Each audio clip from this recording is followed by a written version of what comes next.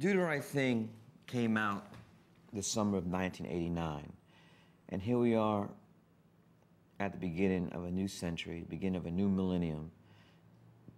And people all over the world still come up to me and ask me, did Mookie do the right thing? I'm gonna be honest. Not one person of color has ever asked me that question. Mookie threw the garbage can through the window, in my eyes, and I'm the author of this, because he just saw his best friend, Raider Rahim, get murdered by New York City's finest, NYPD. And here it is, 10 years later, and they are still doing the same thing. When we did this film, we were talking about Michael Stewart on the bumpers. Now it's Louima and Diallo. So, not a lot has changed. I mean, for a lot of you people, maybe you were too young to see this film when it came out. But it was amazing what some of the press was trying to do. They were trying to whip up white hysteria. There was this thought that when this film comes out in the summer of 1989, black people are gonna run amok. It's like almost, they were hoping something would happen. You don't know how many people told me the fall of 1989, or even later when it came on videotape, how much they loved Do the Right Thing, but they were scared to see it in the movie theaters because of what they read in the papers and magazines and saw on television. This is by the late Jack Kroll, Newsweek magazine, July 3rd. It's called The Fuse Has Been Lit. Spike Lee's Do the Right Thing is the most controversial movie in many years. To put it bluntly, in this long, hot summer, how will young urban audiences, black and white, he's trying to cover his ass right there, that's why he puts in black and white, react to the film's climatic explosion of interracial violence? Question mark. People are going to argue about this film for a long time. That's fine, as long as things stay on the argument level. But this movie is dynamite under every seat.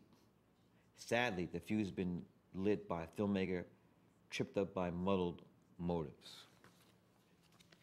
Article, Joe Klein, June 26, 1989.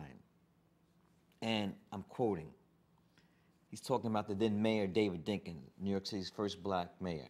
And now, unfortunately, Dinkins will have to pay the price for Spike Lee's reckless new film about a summer race riot in Brooklyn, Do the Right Thing, which opens on June 30th.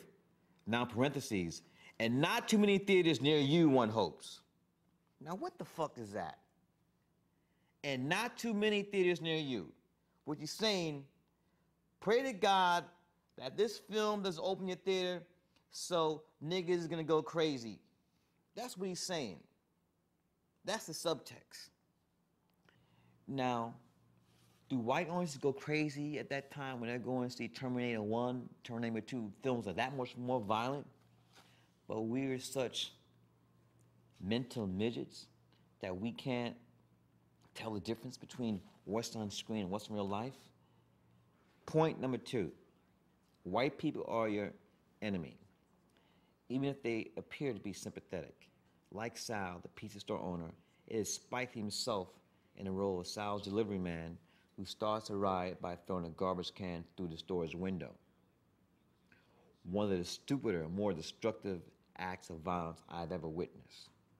Now again, there is no mention of the murder of Raider Rahim. For me, that was horrible to see a teenager choked to death. He doesn't even mention that. He thinks, Joe Klein, asshole, he thinks one of the stupid, more destructive acts of violence he's ever witnessed in a film is when I throw a garbage can through a window. Now, does a window breathe? Does a window gasp for its very last breath? And anytime I read a review by a critic and they talked about the loss of property, isn't it a shame that Sal's famous pizzeria was burnt to the ground and he lost his business? He'd been there at Bed-Stuy for 20-something years, providing a service to the community.